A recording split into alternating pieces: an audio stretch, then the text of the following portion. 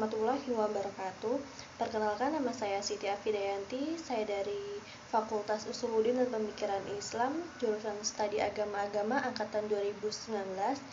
Di sini saya akan memaparkan materi yang berjudul 30 makhluk halus atau makhluk astral. Yang ada dua macam makhluk halus, yaitu makhluk halus asli yang ditakdirkan sebagai makhluk halus dan makhluk halus yang dari golongan manusia yang telah meninggal, yaitu adalah roh leluhur.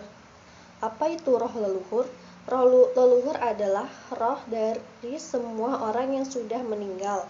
Orang-orang lama percaya bahwa sewaktu manusia meninggal dunia, jiwanya akan melayang-layang di atas rumahnya selama 40 hari. Akan mendiami suatu tempat tergantung pada kepercayaan yang dianut. Umumnya, orang yang meyakini bahwa roh leluhur bersifat baik dan akan menjaga anak cucunya yang masih hidup di dunia. Yang kedua yaitu dayang. Dayang adalah makhluk halus dari golongan tertinggi dan biasanya mendiami tempat-tempat tertentu seperti gunung, sumber mata air, sungai, desa, atau bukit. Bahkan dayang seringkali dianggap sebagai roh pelindung. Dan yang ketiga yaitu demit. Demit adalah makhluk halus atau roh sakti penghuni tempat yang biasa disebut dengan punden, seperti reruntuhan candi, pohon beringin, makam tua. Demit biasanya sering dimintai pertolongan oleh manusia yang ingin meminta kekayaan, kesehatan, kesembuhan, keturunan. Biasanya permintaan ini disertai dengan selamatan sederhana berupa nasi tumpeng, ayam, kue, dan bunga-bungaan. Yang keempat yaitu tuyul. Tuyul adalah makhluk halus yang berwujud anak kecil yang telanjang. Kelakuannya seperti anak kecil. Untuk memelihara tuyul tidak cukup sulit.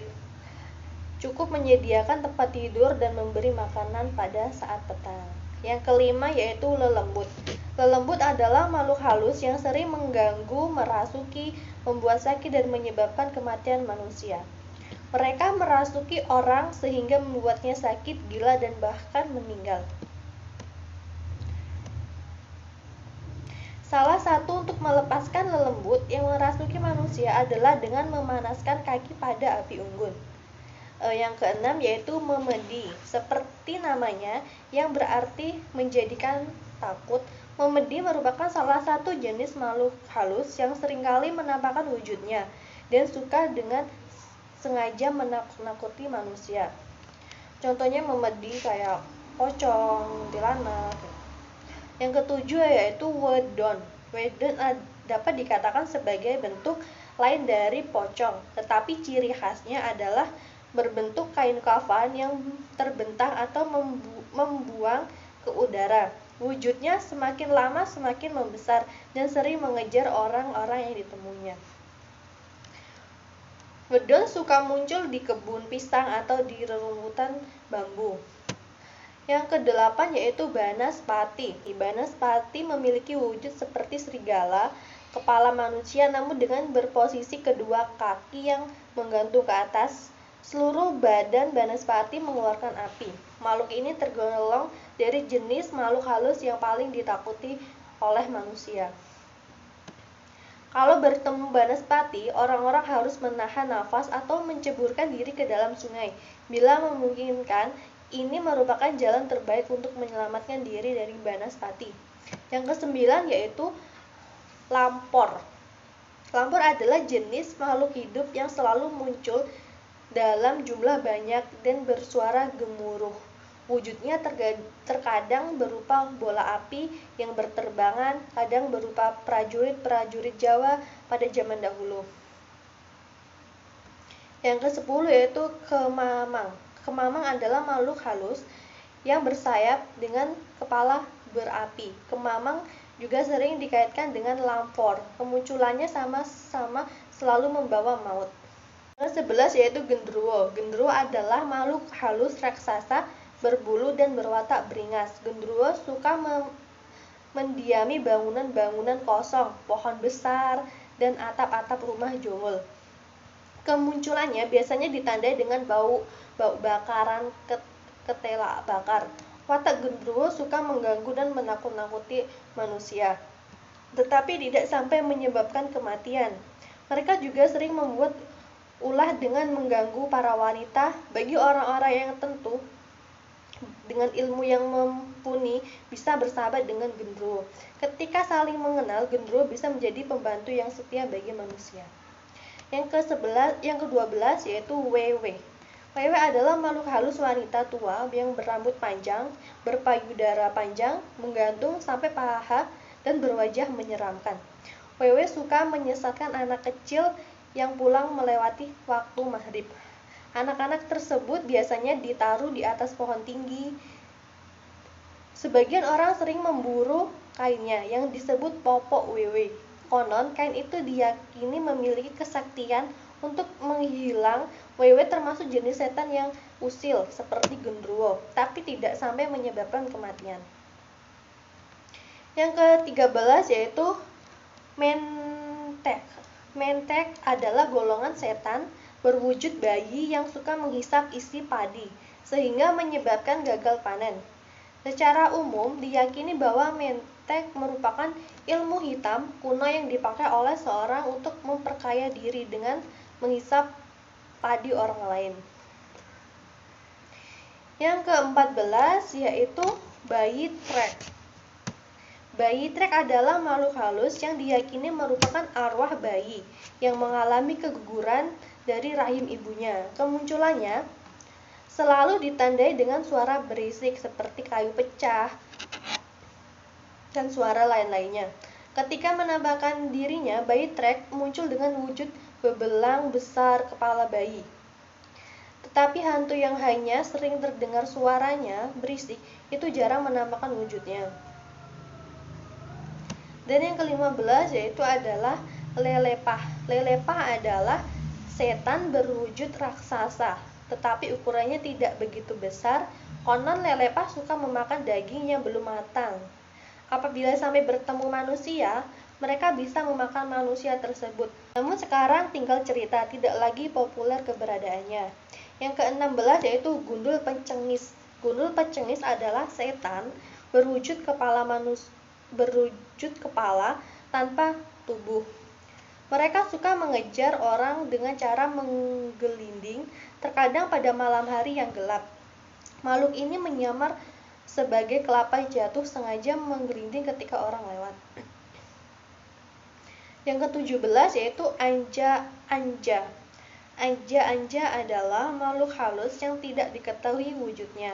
Secara pasti mereka mitoskan sebagai penghisap darah pengantin. Korbannya mati dan tubuhnya biru. Yang ke-18 yaitu peri. Dalam kepercayaan masyarakat Jawa, peri adalah setan perempuan yang berkaki kuda. Apabila berpapasan dengan manusia akan tercium bau wangi, namun setelahnya akan tercium bau busuk. Yang ke-19 yaitu jailangkong. Jailangkong adalah setan yang berwujud kerangka manusia. Mereka jarang muncul, tetapi apabila muncul, jelangkong akan membawa kejadian yang tidak baik. Jelangkong merupakan salah satu jenis makhluk halus yang suka mencekali orang. Konon, orang yang sampai disentuh jelangkong pasti akan menemui ajalnya dengan bekas gosong. Yang ke-20 yaitu biung tulang. Biung tulang adalah setan yang berwujudnya hanya berupa suara. Biung tulang biasanya muncul di tempat-tempat yang sering terjadi kecelakaan. Biung tulang juga tidak memiliki wujud. Yang ke-21 yaitu adalah buto ijo. Buto ijo adalah setan dari golongan raksasa yang sangat ganas. Buto ijo biasanya dipelihara untuk pesugihan yang memakan tumbal atau nyawa. Cara mendapatkan tumbal, pemberian buto ijo memberikan makan setelah dimantarai itu kepada orang lain.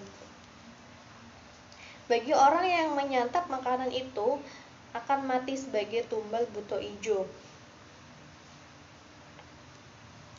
Orang yang memelihara pesugihan buto ijo memiliki ciri-ciri sifat pelit.